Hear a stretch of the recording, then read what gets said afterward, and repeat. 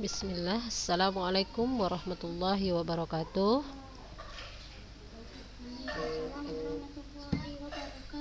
Ya, pakai speaker. Alhamdulillah wassalatu wassalamu ala rasulillahi amma ba'du. Apa kabar anak-anak ustazah?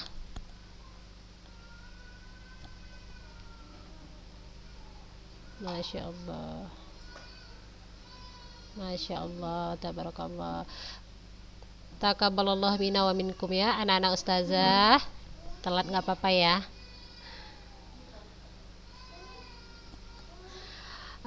Kakak-kakak kayak mana?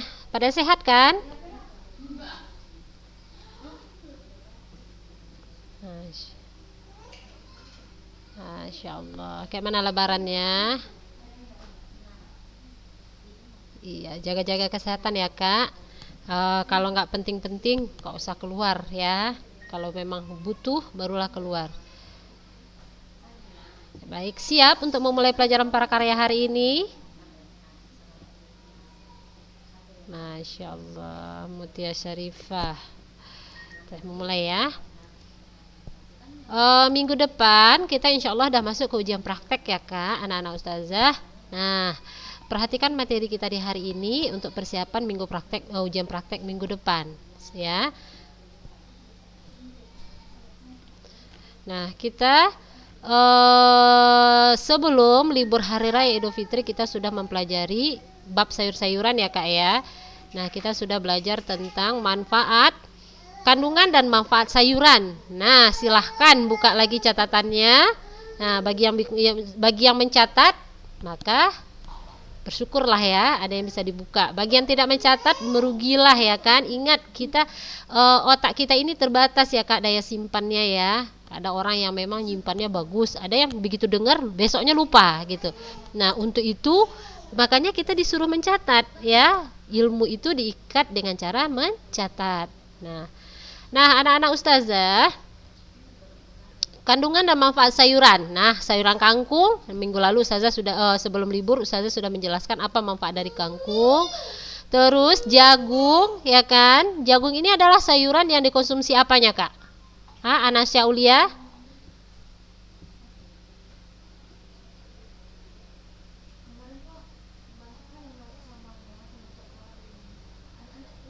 Yang dikonsumsi apa namanya? Buah, daun, batang, buah. Iya, Masya Allah. Nah, terus wortel adalah sayuran yang kita konsumsi umbinya ya. Manfaatnya apa? Nah, silahkan dibuka lagi catatannya ya anak-anak ustazah. Terus bayam adalah sayuran yang kita konsumsi apanya kak? Siapa yang bisa? Nah, iya, Masya Allah, daunnya ya, batangnya juga boleh. Syahla. Manfaat dari sayuran anak-anak saja juga sudah tahu ya kan. Nah, ini ada contoh olahan pangan sayuran. Ada sayur asem, ada sayur pare, ada pepes, jamur, ada keripik bayam ya kak. Nah, ternyata sayur itu tidak harus berkuah-kuah. Keripik bayam ini kan juga terbuat dari sayur ya kak ya. Nah, kita masuk ke teknik pengolahan pangan. Nah, di teknik pengolahan pangan ada dua macam, yaitu teknik pengolahan pangan panas basah dan ada teknik pengolahan pangan panas kering. Nah, teknik pengolahan pangan panas basah atau moist heat yaitu kita mengolah bahan makanan menggunakan cairan ya. Cairannya terserah. Kita bisa memakai di situ santan, kita bisa memakai air, kita bisa memakai kaldu, kita bisa memakai susu ya anak-anak ustazah. Nah, kita membutuhkan bantuan cairan tadi dalam mengolah bahan makanan hingga matang. Nah, di dalam pengolahan pangan panas basah itu ada lagi pembagiannya. Ada yang namanya tahap merebus atau boiling. Nah, itu dengan cara mengolah bahan makanan dalam cairan yang sudah mendidih ya. Jadi cairan itu bisa berupa air, kaldu dan susu ya kan. Jadi di dalam air mendidih itulah kita mengolah si bahan makanan. Nah, terus ada teknik merebus menutup bahan pangan. Teknik merebus atau menutup bahan pangan. Nah, kita memasak bahan makanan di dalam cairan ya sebatas menutupi si bahan makanan tadi. Ya, jadi airnya tidak terlalu banyak, cukup sebatas bahan makanan kita. Dan kita rebus di bawah titik didih. Nah, kalau titik didih itu 100 derajat, berarti di bawah itu sekitar 92 sampai 96 derajat dengan api kecil. Nah, tujuannya di sini adalah untuk mengeluarkan kaldu yang ada di dalam bahan makanan tadi. Ya, Kak ya. Nah, terus ada teknik merebus dengan sedikit cairan ya atau braising ya anak-anak ustazah. Nah, kita di sini menggunakan sedikit cairan. Nah, sedikitnya itu kira-kira setengah dari bahan makanan yang akan kita rebus di dalam panci tertutup dan api juga dikecilkan ya secara perlahan-lahan. Nah, cara ini sama dengan menyetup bahan makanan dengan aroma yang keluar menyatu dengan cairan ya Kak ya. Jadi aroma yang makanya kita tutup, aroma dari makanan tadi itu dia menyatu dengan si kuah ya, dengan cairannya. Jadi dengan sedikit air. Terus ada teknik menyetup atau menggulai atau disebut stewing ya. Nah, ini kita mengolah bahan makanan dengan cara ditumis terlebih dahulu bumbunya ya. Terus kita lanjutkan dengan merebus dengan sedikit cairan dan apinya sedang ya anak-anak ustazah. Nah, kenapa apinya harus sedang ya?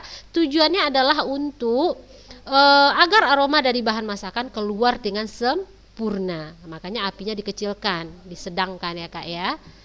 Nah, terus ada namanya teknik mengukus atau steaming ya, teknik mengukus atau steaming. Jadi di sini kita memasak bahan makanan dengan uap air mendidih. Jadi kita menggunakan panci, di bawahnya kita isi air, terus kita kasih pembatas ya atau saringan yang ada bolong-bolong kecil-kecilnya itu Kak. Kita taruh, kita rebus, kita taruhkan bahan makanan di atasnya baru kita tutup. Nah, jadi uap dari panasnya air tadi itulah yang kita manfaatkan untuk memasak si bahan makanan. Nah, terus teknik mendidih. Nah, teknik mendidih ini adalah cairan atau sausnya kita didihkan dahulu.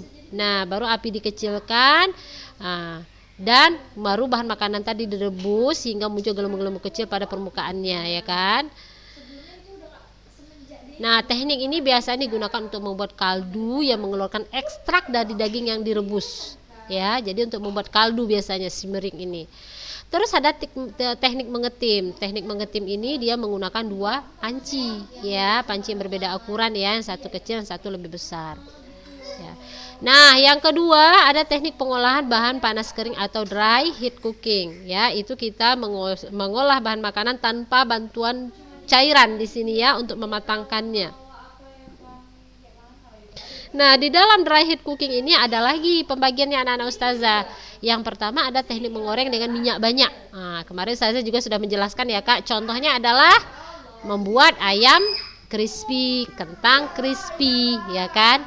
Nah, terus teknik menggoreng dengan minyak sedikit. Nah, contohnya adalah misalnya membuat telur dadar atau memfilet ikan ya kan. Nah, jadi minyaknya sedikit aja. Jadi bahan makanan kita letakkan, kita biarkan matang, baru kita balik, matang lagi udah diangkat. Ya kan? Terus ada teknik menumis. Jadi kita menggunakan sedikit minyak, kita tumislah bahan makanannya. Ini digunakan untuk bahan-bahan makanan yang cepat empuk biasanya. Nah, kalau anti mau makanannya berkuah bisa menambahkan sedikit air ya. Nah, biasanya minyak yang dipakai untuk menumis ini minyak-minyak yang sehat ya Kak ya. Entah itu minyak zaitun, minyak canola ya, biasanya yang tidak banyak mengandung lemak gitu ya. Jadi dia bisa menurunkan kadar kolesterol yang berbahaya ya kan. Nah, biasanya untuk menumis. Entah itu minyak kelapa gitu ya kan. Terus teknik memanggang atau baking. Nah, ingat ya anak-anak ustazah, memanggang dengan membakar itu adalah hal yang berbeda. Nah, kalau anak-anak ustazah memanggang, kita menggunakan alat yang bernama oven. Nah, yang kita manfaatkan adalah panas yang ada di dalam oven tadi. Nah, ya. Terus teknik membakar. Nah, kalau membakar ini kita menggunakan api langsung. Jadi kita menaruhkan lempengan besi atau teflon datar gitu ya kan, di atas perapian langsung kita di atas kompor, dan di atas di atas arang yang sudah dinyalakan itu ya kan Kak. Nah baru kita taruh bahan makanan. Jadi berbeda ya, jelas ya kakak-kakak perbedaan antara memanggang dengan membakar. Nah, terus ada teknik pengolahan pangan lainnya ya, itu bisa dengan menghaluskan, mencampur, menyaring ya, tidak dimasak ya anak-anak ustazah. Kalau menghaluskan itu misalnya memblender ya, memarut ya kan, atau diulek. Nah, itu teknik pengolahannya. Terus mencampur, yaitu kita menyatukan bahan pangan tercampur menjadi rata. Terus ada menyaring atau memeras ya. Nah, itu gunanya untuk mendapatkan cairan yang jernih. Terus tidak dimasak, juga ada bahan pangan yang dapat kita makan mentah ya, atau namanya raw food ya anak-anak ustazah. Nah umumnya ini biasa yang kita buat kayak gini adalah buah, sayur ya kan ada sayur Kak kayak timun gitu kan itu tidak harus dimasak, bisa kita makan langsung ya.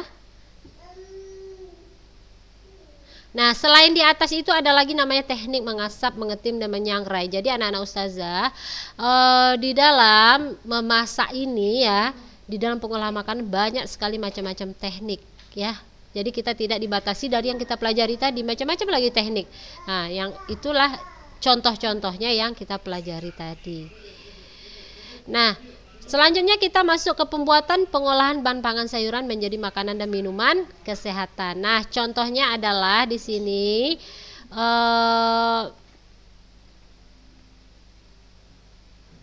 kita membuat sayur sop ya Kak, membuat sayur sop contohnya. Nah, yang pertama adalah kita mempersiapkan bahan-bahan. Apa saja bahan di dalam membuat sayur sop itu? Nah, yang kita butuhkan adalah di sini bawang merah, bawang putih ya kan Kak. Garam, merica ya kan. Terus kita butuh wortel, kentang, kol, buncis, sopre ya.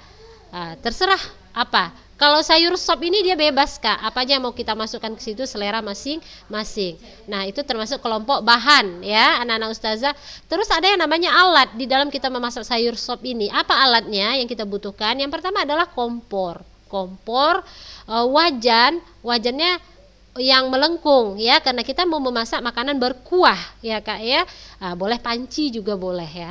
Terus yang kita butuhkan adalah talenan kita mau memotong-motong bahan sayuran kita tadi. Terus kita butuhkan adalah air ya. Terus kita membutuhkan wadah, sendok segala macam. Itu kita membutuhkan ulekan ya, ulekan untuk apa? Menggiling bumbunya, bawang merah segala macam ya kan mau digiling, pisau. Itu juga termasuk ke dalam alat. Nah, setelah itu masuk tahap proses pembuatan. Nah, pembuatan itu dimulai dengan mencuci bahan hingga bersih ya kan Kak. Bahan-bahan makanan tadi kita cuci, baru kita bersihkan kulitnya. Ya, anak-anak ustazah, baru kita bersihkan kulitnya, potong sayurannya, kupas kentang segala macam ya kan. Jadi gini ya Kak ya, pengalaman sebenarnya ya. Kalau di dalam memasak itu anak-anak ustazah, kalau kita potong dulu semua, kupas, potong, baru dicuci. Terus ada lagi cara berikutnya, kita cuci semua dulu bahan tadi, cuci, baru kita potong-potong. Nah, yang sebaiknya dilakukan adalah dicuci dulu semua bahan tadi, cuci bersih, baru kita potong-potong. Nah, kalau kayak kentang ini cukup direndam aja lagi Kak, nggak usah dicuci-cuci habis-habis, direndam udah. Tujuannya adalah untuk mengeluarkan getah yang ada keluar dari kentang, cukup. Nah, kalau wortel tadi kan sudah anti cuci, tidak harus dicuci balik. Jadi itulah yang sebenarnya ya Kak ya, proses pengolahannya yang bagus itu. Jadi tidak dipotong dulu baru dicuci. Kadang ustazah pun masak gitu Kak, potong dulu baru cuci ya kan, mau buru-buru gitu. Nah ternyata sebaiknya cuci dulu semua ya. Minta Tia Sarifah mau memasak nih, mau memasak apa, kangkung misalnya, udah rendamkan aja ke dalam baskom, baru dipetii ya kan. Nah habis itu nggak usah dicuci lagi. Gunanya apa? Adalah biar kandungan yang ada di dalam sayur kita itu tidak larut di dalam air cucian ya kan. Kan yang mau kita makan bukan air cucian ya Kak, yang kita makan adalah sayurannya ya kan. Nah, kalau kita potong dulu baru kita cuci, kandungannya sebagian sudah masuk ke dalam air cucian yang akan kita buang, ya. Nah, kembali lagi kita ke materinya. Setelah itu Kak, setelah dikupasi baru dipotong-potong, ya kan, dipotong. Mana yang mau diiris silahkan diiris. Kalau membuat sayur sop biasanya bawang merahnya boleh diiris ya, boleh digiling juga, ya kan Kak, terserah.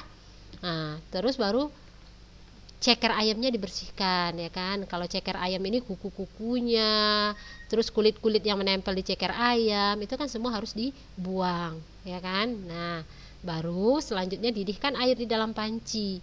Nah, di dalam panci masukkanlah bumbu yang sudah kita ulek-ulek tadi, ya kan. Nah, bawang merah, bawang putih yang telah dipotong, juga garam masukkan, ya kan. Nah, kemudian masukkan si ceker tadi ke dalam si air mendidih, ya kan Kak. Nah, selanjutnya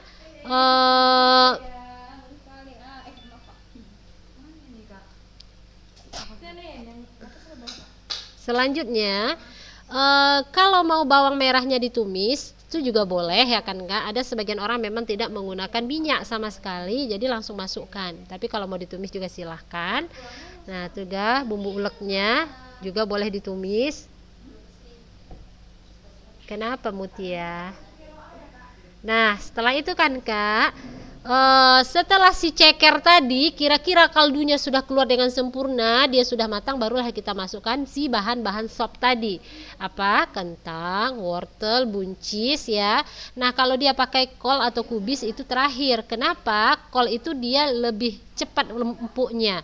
Kalau dimasukkan berbarengan, kolnya sudah hancur lebur, kentang sama wortelnya masih keras. Nah, jadi memasukkannya juga harus dipilah Kak. Mana sayuran yang lama empuk, nah itu duluan dimasukkan, ya kan. Masukkan dulu wortel sama kentang, menyusul buncis, baru terakhir kol. Nah, barulah kemudian masukkan garam, gula, atau yang mau pakai kaldu-kaldu silahkan. Nah, baru kita rasa, dah sayur sopnya siap untuk dihidangkan. Nah, ya Kak, ya, itu tahap-tahap dalam pembuatan sayur sop. Diperhatikan ya, ini berguna untuk praktek kita minggu depan anak-anak ustazah. Ya. Nah, jadi ada tahapnya dijelaskan di sini semua tahapnya. Dari penyiapan alat dan bahan, apa aja yang termasuk ke dalam bahan di dalam sayur sop? Nah, ada. Di sini ada, perhatikan materi hari ini. Nah, di sini ada bahannya. Ya kan? Terus apa aja yang termasuk ke dalam alat, kelompok alat? Nah, sini ada, semua ada.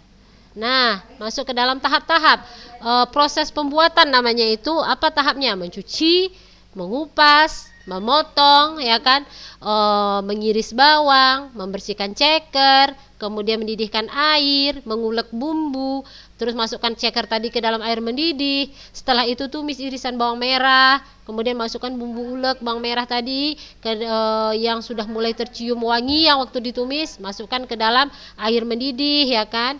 Terus masukkan juga sayuran satu persatu, masukkan sayurannya yang mana dulu, itu dijelaskan semua ya di dalam keterangan ini. Ini harus diperhatikan ya, sampai sayur sop tadi siap untuk dihidangkan ya. Nah, kalau sayur sop biasanya ada pelengkapnya, yaitu yang namanya bawang goreng, ya kan. Nah, dia tidak nikmat tanpa bawang goreng kalau sayur sop ini.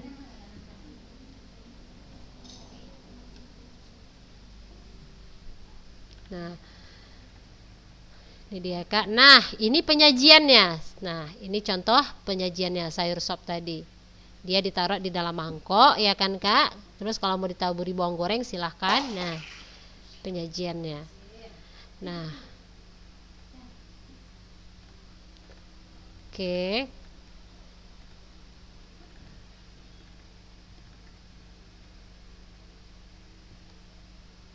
Nah, selanjutnya adalah contoh berikutnya adalah pengolahan bahan pangan sayuran menjadi minuman kesehatan, ya Kak. Kalau tadi kan menjadi makanan dia kan, sekarang menjadi minuman kesehatan, ya.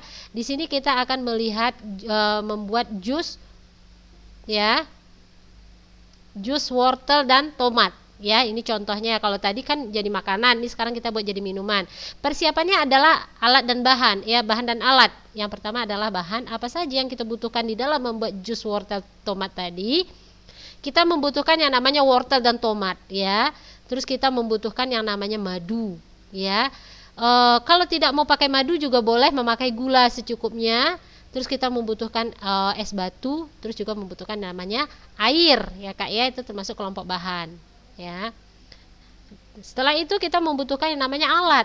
Nah, di dalam membuat jus, alat utamanya sudah pasti namanya blender ya kan Kak. Blender, kita membutuhkan pisau untuk mengupas atau memotong, kita membutuhkan saringan. Kenapa? Jus wortel ini ampasnya nggak kita minum, kan dibuang kalau jus wortel ya kan. Kalau tomat tanpa dicampur wortel tidak harus dibuang ampasnya, langsung minum, blender sampai halus. Kita membutuhkan sendok dan kita membutuhkan gelas. Nah, ini termasuk ke dalam alat di dalam pembuatan minuman jus wortel, jus timun wortel tomat tadi. Nah, selanjutnya proses pembuatan. Di dalam proses pembuatan yang pertama adalah pengupasan dan pencucian bahan. Nah, jadi wortel tadi dicuci ya kan. Nah, tomat tadi dicuci, baru kemudian dikupas. Nah, dikupas, dipotong-potong ya kan Kak. Nah, setelah dipotong, nah masukkan ke dalam blender ya. Masuk blender, kemudian kita blender. Nah, di dalam pemblenderan ini itu terserah es batunya mau langsung masuk ke dalam blender boleh, atau es batunya nanti kita masukkan setelah jus jadi dan sudah dimasukkan ke gelas baru kita masukkan es batu. Juga terserah, itu pilihan ya Kak. Nah, di blender sampai halus ya, kemudian disaring ya Kak ya. Disaring. Nah, baru tambahkan gula atau tambahkan madu sesuai selera. Ya, kalau sukanya madu bagus, itu lebih baik, namanya minuman kesehatan ya Kak, jauh lebih sehat sebenarnya. Tapi kalau memang entah persediaan madunya lagi habis gitu ya kan, bisa menggunakan gula. Ya, setelah itu masuk ke penyajian ya anak-anak ustazah, masuk ke penyajian. Gelas penyajiannya bebas ya, kita bisa memakai gelas yang besar, bisa menggunakan gelas yang kecil, atau menggunakan wadah tertutup seperti ini. Nah, juga bebas. Nah, kenapa menggunakan wadah tertutup? Ini biasanya biar bisa dibawa kemana-mana ya anak-anak ustazah ya. Nah, misalnya anti mau pergi sekolah, bisa bontotnya jus, itu Masya Allah, itu jauh lebih baik. Nah, itu tadi adalah pembuatan buah dan sayur menjadi minuman kesehatan. Jadi tahap-tahapnya ini diperhatikan ya Kak. Apa tahapnya? Penyediakan bahan dan alat. Ustazah ulang, penyediakan bahan dan alat. Apa aja termasuk bahannya? Ada di situ dijelaskan. Ya, apa saja yang termasuk kepada alatnya? Juga ada penjelasannya. Terus prosesnya mulai dari pencucian, pemotongan, blender, ya kan, memblender, menyaring. Setelah disaring, ditambahkan gula atau madu, baru disajikan. Penyajiannya juga bebas ya anak-anak ustazah. Nah, perhatikanlah materi hari ini ada hubungannya dengan ujian kita minggu depan. Nah, insya Allah hari ini adalah materi terakhir kita di kelas 7 ya. Insya Allah minggu depan kita ujian praktek 1 minggu, setelah itu kita masuk ke ujian teori, kita terima rapot, nanti berikutnya di kelas 8 insya Allah berjumpa lagi ya kan. Nah, baru kita masuk lagi ke materi-materi yang baru ya kan anak-anak ustazah.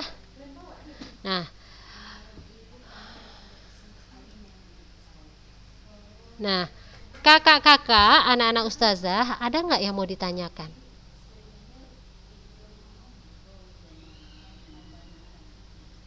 Ya, Syahla, boleh. Enggak, kita sampai bab sini aja. Soal ujian kita pun sampai bab ini aja. Ya. Karena keterbatasan waktu, kemarin kita ada potong libur ya. Jadi kita sampai bab ini aja. Jadi soal-soalnya pun sampai di bab ini nanti. Ya Kak ya. Ya, afwan. Yang lain ada yang mau ditanyakan?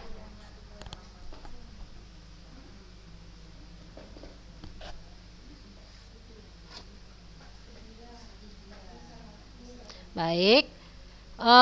Anak-anak ustazah, Kalau catatannya belum lengkap, silahkan dilengkapi, atau yang mau buku PDF-nya ya, e-booknya, silahkan japri ustazah. Bagi yang pingin e-booknya silahkan japri ustazah, nanti ustazah bagikan untuk memudahkan nanti dalam belajar ya, karena waktu kita yang terbatas ya Kak ya, cuma 30 menit ya. Nah, jadi nanti boleh membaca-baca buku e-booknya nanti, silahkan ya. Nah, kalau memang tidak ada yang ditanyakan, kita cukupkan materi kita sampai di sini. Insya Allah minggu depan kita ujian ya Kak ya, persiapkan diri. Ustazah berharap betul sama anak-anak ustazah tidak ada lagi yang tidak mengerjakan ujian praktek ya, karena itu hutang anti sebenarnya yang harus anti bayarkan ya. Mau tak mau harus dikerjakan, namanya apa? Itu adalah kewajiban sebagai seorang siswi ya kan, mengerjakan tugas-tugas dari gurunya ya.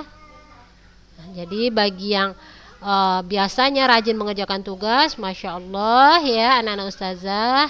Nah, bagi yang agak malas-malas, tolong untuk ujian ini jangan malas lagi lah pokoknya ya. Baik kakak-kakak, kita cukupkan materi hari ini sampai di sini. Semoga materi kita hari ini membawa kebaikan untuk kita semua. Barakallahu fikum. Mari kita baca doa kafaratul majlis. Subhanakallahumma wa bihamdika asyhadu an la ilaha illa anta astaghfiruka wa atubu ilaih.